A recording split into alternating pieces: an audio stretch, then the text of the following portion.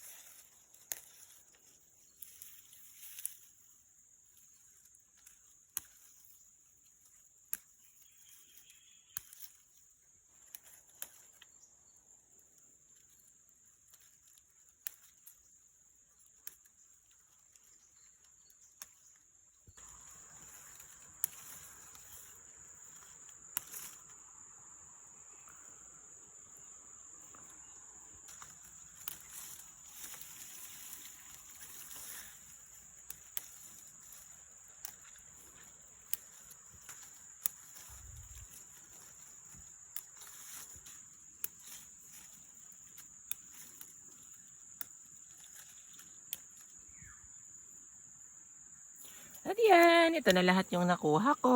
O, diba? Adumot dahil ito yun. Not bad. Ayan, fresh pako. Fresh from the Igit Tiwawaig. Ito lang mga mare. Bye!